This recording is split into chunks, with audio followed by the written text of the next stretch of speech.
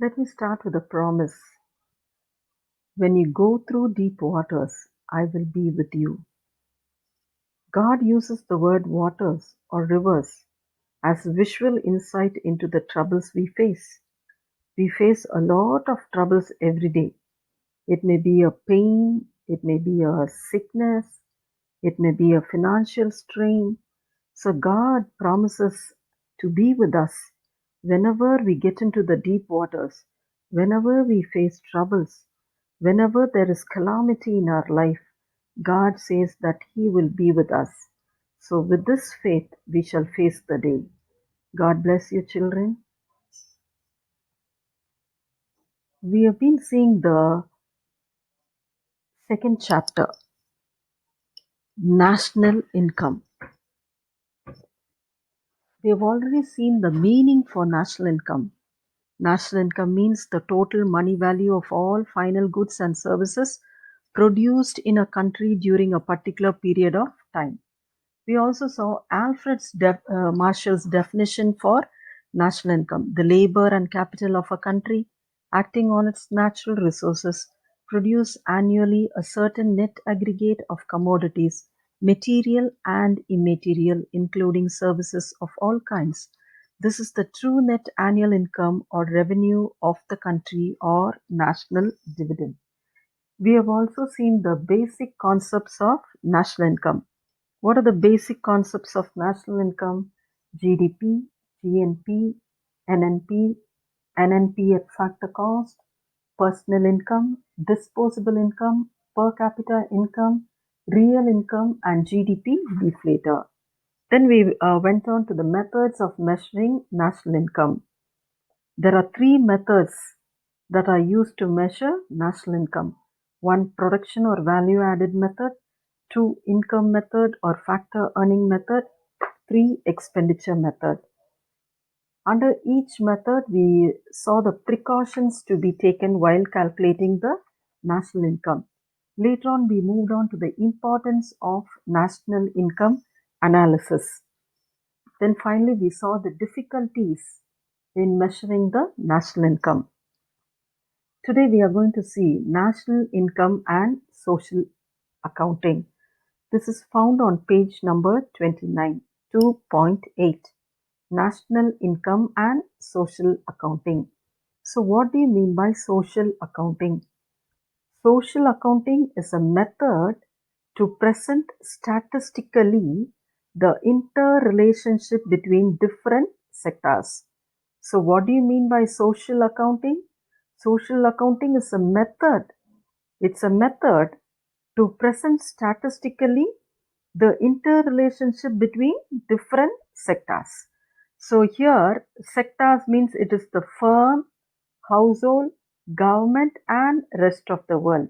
So under this method, the transactions among various sectors such as firms, households, government, rest of the world, and capital sector are recorded and their interrelationship traced. So, what are the uses of social accounting? There are two uses. One, the social accounting framework is useful for economists as well as policymakers.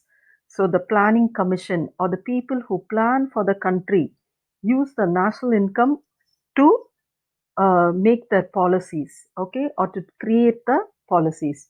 It also helps to forecast the trend of the economy. It helps us to forecast what is going to happen the next year, what the future will be for India, or what the future will be for the other countries. So, national income helps to forecast the trend of the economy. Social accounting and the sectors. A sector is a group of individuals or institutions having common interrelated economic transactions. A sector is a group of individuals. They have common interrelated economic transactions. So the economy can be divided into the following sectors. What are the sectors?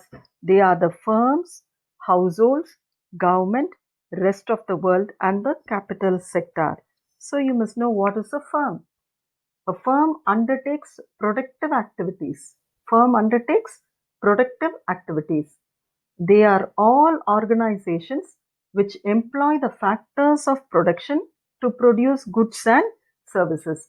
So a firm is a place where all the factors of production are combined to produce goods and services. What are firms? Firms are organizations which employ the factors of production to produce goods and services. Next, what do you mean by household? Households are consuming entities and represents the factors of production. Household carries out consumption activities. Okay, and they also represent the factors of production. What are the factors of production? Land, labor, and capital. Okay, the household receive payment for services rendered by them to firms. The firms, already we have seen in the first chapter, two sector. The firms, they get the factors of production from the household, and return the firms give factor incomes to the household. So the household receives payments from the firms for the services rendered by them. Household consume the goods and services that are produced by the firms. So what do the households do? The household consume the goods and services produced by the firms. In turn, the household make some payment to the firms for getting the goods and services. Thus, firms make payment to the household for the services. Household spends money incomes they receive on the goods and services produced by the firm. This is a circular flow of income between these two groups. This is only called as the two-sector economy. Then you have the government or the government sector. Government sector refers to the economic transactions of public bodies. What do you mean by public bodies? The government only is called as the public sector. What are the public bodies? At various levels you have the public bodies such as in the center, from the center, that is called as the center government. Then we have the state government. Then we also have the local governments. So the government sector refers to the economic transactions of public bodies at all levels, center, state and local. Okay, so we have seen the firms, household and the governments. What do you mean by rest of the world? So this is also again a sector. Rest of the world sector relates to international economic transactions of the country. It contains income, export and import transaction, external loan transaction, and allied overseas investment income and payments. Mainly we deal with the import and export. Last, we have the capital sector. Capital sector refers to the savings and investment activities. It includes the transaction of the banks, insurance corporation, financial houses, and other agencies of the money market. Okay, so these financial agencies, that is the capital sector, merely provides financial assistance to the firm activities. So these are the various sectors seen in an economy: firms, household, government, rest of the world and capital sector.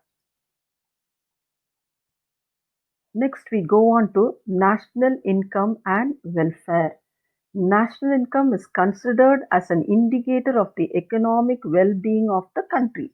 So by looking at the national income, you can see whether a country is progressing, whether a country is developing, whether a country is underdeveloped, whether it is a very advanced country. Okay. So the national income is considered as an indicator of the economic well-being of a country. The economic progress of countries is measured in terms of their GDP per capita and their annual growth rate.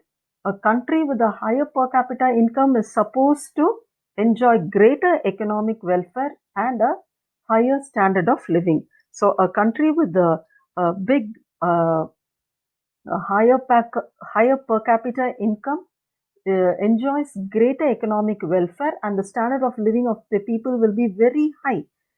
A country with a very low GDP will have a poor standard of living, and the welfare of the people will be very low. So by looking at the national income, you can gauge the welfare of the people of a country. Next, we go on to national income and erosion of national wealth. So, for achieving higher GDP, larger natural resources are being depleted or damaged. So, every country wants to have a higher national income, or they want to have a GDP which is a very large amount. For that, what do? They start using the natural resources. So, the natural resources are being depleted or they are being damaged. So, this means reduction of future growth. When we start using more and more of natural resources, we do not leave anything for the future or for the future generation. So there will be a reduction of future growth. Hence, it is suggested that while assessing national income, loss of natural resources should be subtracted from the national income.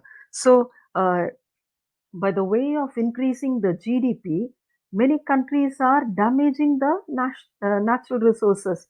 They are depleting or they are damaging the natural resources available in the country. That means in the future, the growth will be very minimal.